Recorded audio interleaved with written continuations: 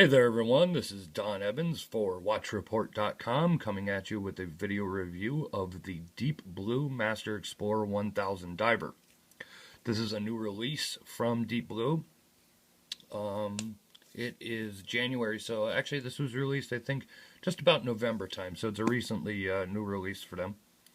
It is $449 from Deep Blue's website. Sometimes you can find it cheaper depending on sales or specials. It has the Miyota 9015 automatic movement, sapphire crystal. It has a loomed bezel. Comes standard on the bracelet. It's a 24mm bracelet.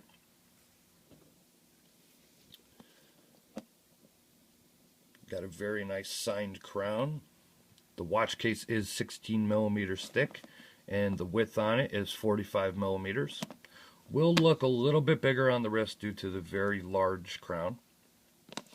Now this one is the gray dial. It's listed as gray on the site, but the type of dial it is, it's an enameled dial. And it is cut, as you can see, it's a cutout sunburst type of dial. They call it, I believe they call it a sunburst dial. And as you can see, in certain light, when I switch it here like this, it has like almost a brownish effect to it. Sometimes a black, dial look to it as well, and that's due to the, cutting on the dial and the sunburst pattern that they have on it. You also have the date at the 3 o'clock position. You have applied markers. They are outlined in chrome, metal or chrome.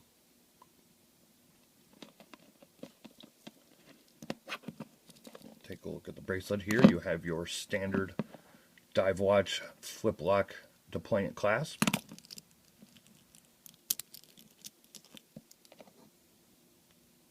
Your engraved case back, a little sea diver logo there.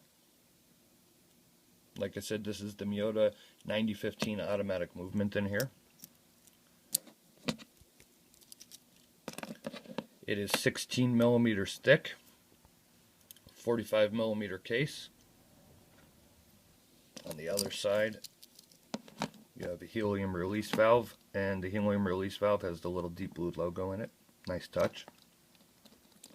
The bracelet uses one-sided screws to attach, which is always a great feature. So basically, you have a little screw there, and you take it out with a screwdriver there, and it pops out on that side. No, I apologize. My apologies. I believe these are just standard friction pins. They look like screws, but I believe they're standard friction pins. Yes, they are. They're standard friction pins. My apologies.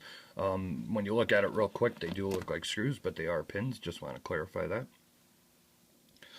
This is a very nice watch for the $449 price point. I know they did run a special in December on their website where you were able to get 25% off. So if you see them running a special on it, you can get this watch for under $400, so you can get it for much cheaper. The build quality on it is very good. The bracelet's nice and solid, matches the case very well. It's not a ceramic bezel, but it appears, it looks like a ceramic bezel. It's a very nice dark brushed metal insert that is black coated then. Yeah, it was very nicely done. The dial, in my opinion, is the best part of this watch. Like I said, in different lighting, you have a different color look to it.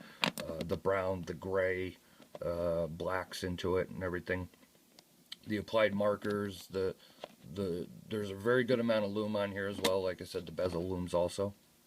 So you got a lot going on this watch for a relatively affordable price point. Anytime I think that you can get something for under $500 with this kind of quality, you're usually doing pretty good.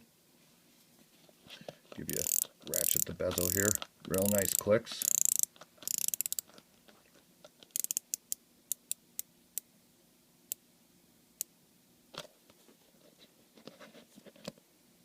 This would also look great on a leather strap.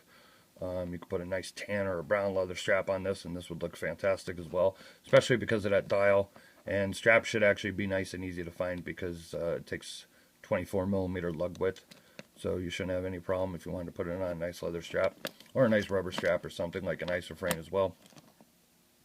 But this is a fantastic value.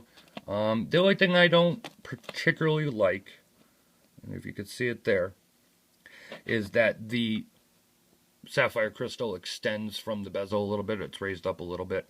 That's one thing that I'm just never a fan of. I like my bezels to sit below the my crystals to sit below the bezel. Unless it's like a domed crystal, I'm okay with that. But when it's just a flat crystal and it sits up like that, you just kind of, there's a little more chance for, banging it into something and maybe chipping the edge of the crystal. Of course, with sapphire, it's much harder to crack or chip, but there is that possibility when the crystal sits up like that.